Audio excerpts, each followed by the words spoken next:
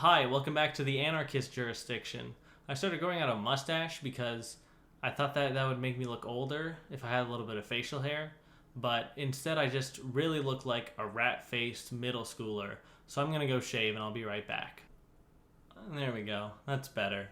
If there's one thing even a pandemic can't stop, it's artists getting together and talking about how great and important and culturally relevant and era-defining their art is. That's the whole reason we have awards shows, and they're fun, but do we really need them at a time like this? No, seriously, I'm asking, why are we having an award show in the middle of a pandemic?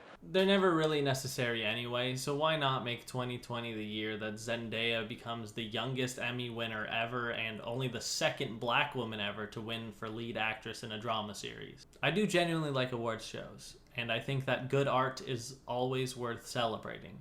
But if there was ever a time where award shows could change for the better, now's the time to do it. Before I get into each individual show, I want to talk about format for a little bit. I think that that's the thing that's most out of date with these shows. They tend to feel the same. Every awards show is going to have the same opening monologue in 2021. Wow, what a year it has been. A global pandemic, huge protests against racial injustice, massive voter turnout, or as President Bone Spurs likes to call it, massive voter fraud. It's funny because no one truly knows if he means the authoritarian things he says, and no one is willing to bring him to task on them.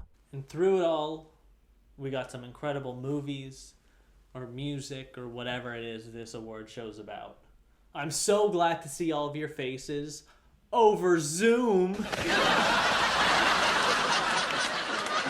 Do you think that the people who know that they're not going to win any awards do a couple of lines before the show starts because they know they just have to appear on TV and they're not going to have to actually say anything?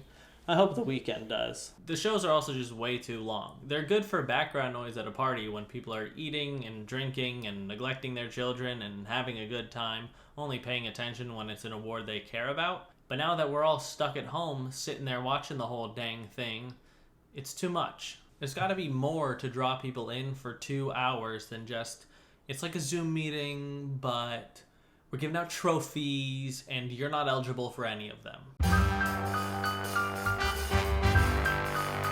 The VMAs were the first award show to give it a go during quarantine, and for that I give them a lot of credit. I'm much more impressed with the VMAs than with the Emmys, because while both shows were able to give something that's like their normal shows, the VMAs are based off of live performances and exaggerated costumes, and they totally delivered on both of those fronts. This year's Emmys kind of felt like every other year's Emmys in that it was sort of funny and way too long. Jimmy Kimmel's opening monologue with a laugh track was just weird. We've been quarantined, in lockdown, we've been confined to our homes like prisoners. Oh no, we've been stuck in our mansions for months with only our money to wipe our tears. Quibi got nominated for 10 Emmys? How?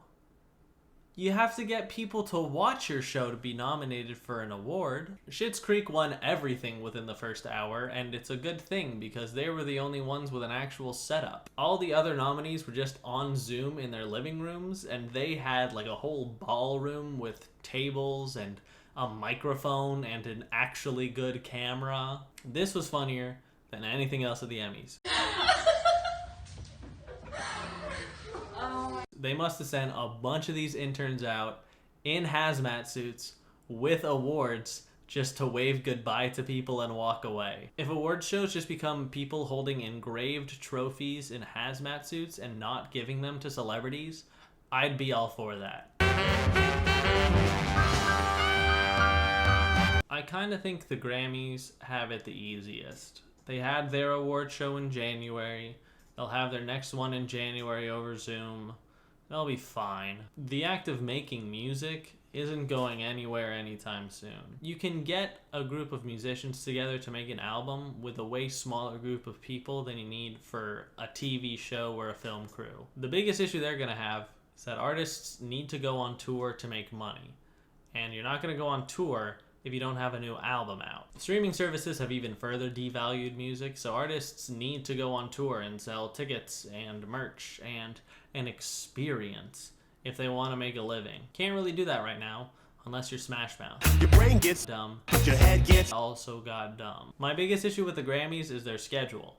Their award show is in January, which means that nominees are from October of 2 years ago through September of the previous year. So all that great new music you've been listening to for the past 3 months isn't eligible for another year and a half. And the music I'd listened to during my 3rd semester of college wasn't eligible until I'd already been out of school for 6 months. It's unnecessarily confusing, and I hate it.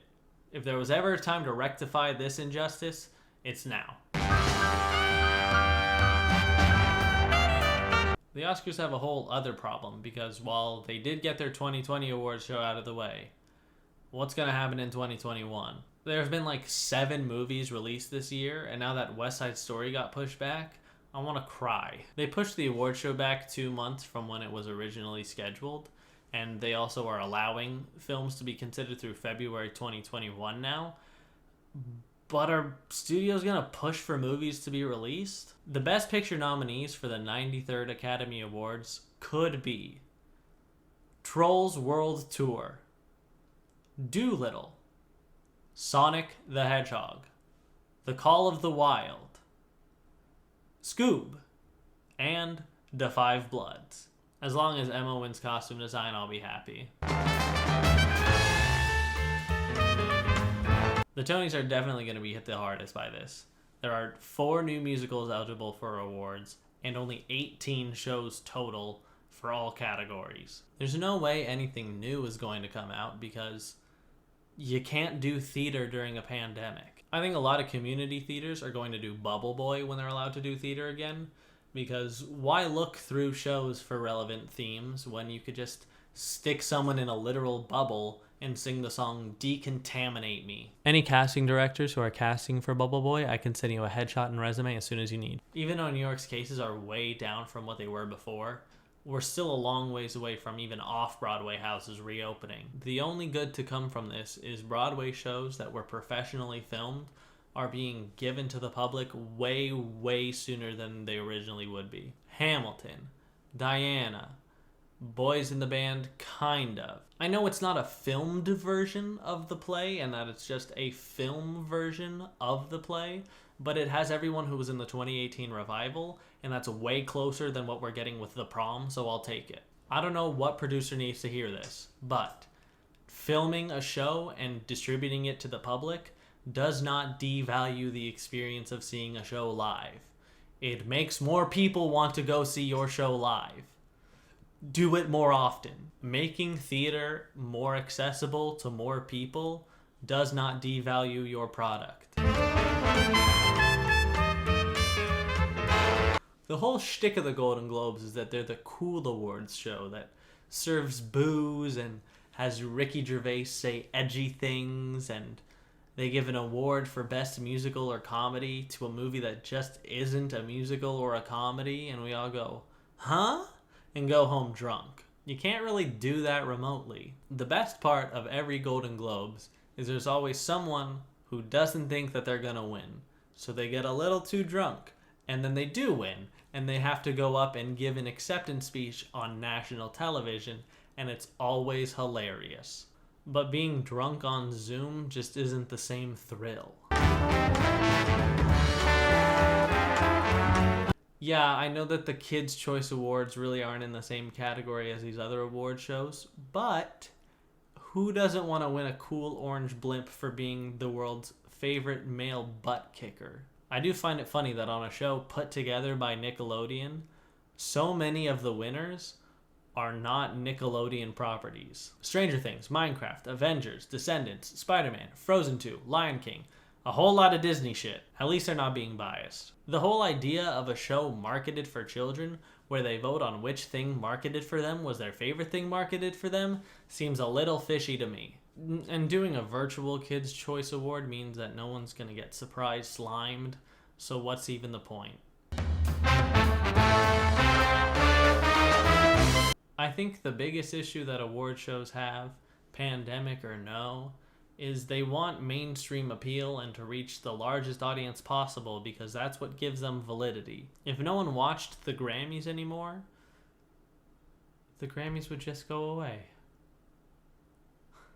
Their power comes from holding an audience, just like everything else on the internet. If the audience goes away, so does everything else. So they try to appeal to the most people, but in doing so, they tend to all feel the same. I couldn't tell you one thing that happened at last year's Oscars or last year's Tonys other than a couple of the winners. Did James Corden host that year? Because he is so dang funny with his carpool karaoke and him being in every movie musical ever for some reason. I can tell you about the 2013 Tonys because that's the year that Neil Patrick Harris opened the show with a huge opening number at Radio City. I've watched it so many times because it's everything that an awards show opening should be. It's specific to that awards show, and it goes through all the nominees, and it's got dance breaks and quick changes and magic and Mike Tyson and stunting and way too many goddamn child actors. And it makes fun of Tom Hooper's Les Mis. Come on!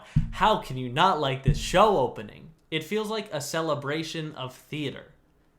And I think that's what all award shows should do. And I know that not every awards show can do that, but the host should bring something to the show other than just eyeballs. Having Jimmy Kimmel host the Emmys is fine, but it just feels like he's there because the Emmys are on ABC and he's ABC's late night guy. Really, I just want Gil Faison and George St. Geeglin to host every awards show. Thank you so much for watching. If you enjoyed the video, please consider leaving a like or subscribing. And if you are a casting director, I would love to do Bubble Boy. I will send you a headshot and resume. I already have It Will Be Chloe in my book. Hopefully I'll see you in the next one. Bye-bye.